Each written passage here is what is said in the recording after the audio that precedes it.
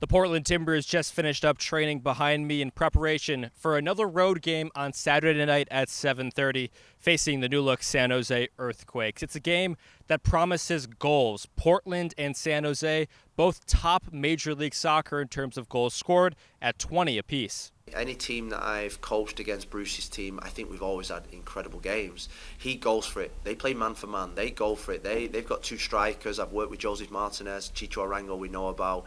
They're not going to sit back and show us the respect that other teams have shown us in the last couple of weeks. They're going to go for it, and they'll see this game as a game at home where they want to get back onto winning ways. And they played against Columbus last week, and I thought they were fantastic. Probably one of the best performances I've seen from a team against Columbus. They didn't back off. Perhaps no team has seen a larger change to their roster from 2024 to 25 than the San Jose Earthquakes, who finished last place in the West last year. They brought in the winningest coach all time in MLS in Bruce Arena, and the Timbers have not necessarily an inside source to his tactics, but current assistant coach Dave Vandenberg worked under Bruce Arena for 4 years at his previous stop in New England. And with Arango and Martinez, they have added a lot of firepower to their team. You add in Espinoza, you add in some other pieces that they have now. It's a pretty dynamic team. How does that Arango and Martinez kind of two direct strikers, does it remind you at all of what you did in 2021 with Gustavo Bo and Adam Buxa? Yeah, and then we had Carlos Gil underneath those two, and then we had Tejan Buchanan as well. And you can compare that with Lopez healthy and Espinoza. Those four remind me of the four that we had in New England, and so they play a little bit differently in the back, but for the most part, those four guys are doing a great job up top. And yeah, that reminds me, the amount of goals that they're scoring reminds me a little bit of the four that we had then. Yeah. There are few strikers in MLS over the last decade as prolific as Chicho Arango and Joseph Martinez. Few teams play with two direct strikers, but it's another challenge for the Timbers' back line, slowing down the pair that have 6 goals apiece.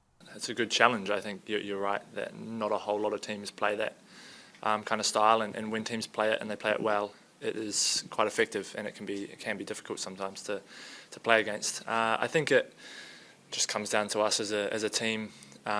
Stopping them from playing the ball forwards, and then the back four particularly, and the sixes dominating both the players and the spaces around the players. And we'll speak a lot and communicate to each other, and we have our plans to stop them.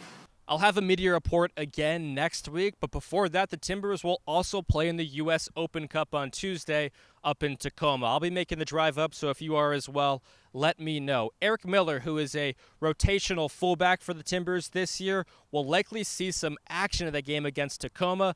And while it is certainly different than preparing for an MLS opponent, it's still one of Miller's favorite things in his career. I tell you guys all the time, but my favorite thing is to go to USL stadiums and play in different places that you don't see every week, because at this point in my career, I've kind of seen all the MLS ones. So I would say I went to FC Cincinnati in 2018, I think. We played there in Nippert against their USL team, and it was a blast. It was such a good crowd. We went to extra time and won penalties, and it was just like a really cool environment. It's very, very cool just as a fan of soccer to see these like different environments around the U.S. soccer landscape and how good the crowds are and how fun the environments are to play in.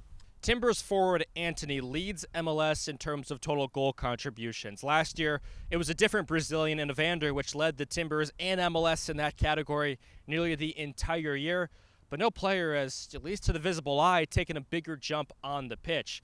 Antony doing a lot of work behind the scenes with assistant coach Dave Vandenberg as well. He is somewhat underrated. He was somewhat underrated last year. And I think he's now grabbing a little bit of the headlights because of his production. But last year, we gotta remember that he was playing a position that was held by Jonathan Rodriguez, who scored 16 goals. And on the lowdown, I think Antony had a bunch of goal contributions as well. And I'm just happy for him that all the hard work that he put in last season, this off season, this preseason, and now during games, it's paying off for him in a big way. We challenged him. I challenged him to be more productive, both with goals and assists, and he has taken that to heart, obviously. I'll be filling in on play-by-play for the Timbers match this Saturday at San Jose, so you can hear a little bit more of my analysis and live play-by-play this weekend if you like. And if you don't, I'll talk to you on the other side of the game at San Jose with the post-game report. Have a good weekend, and I'll talk to you soon.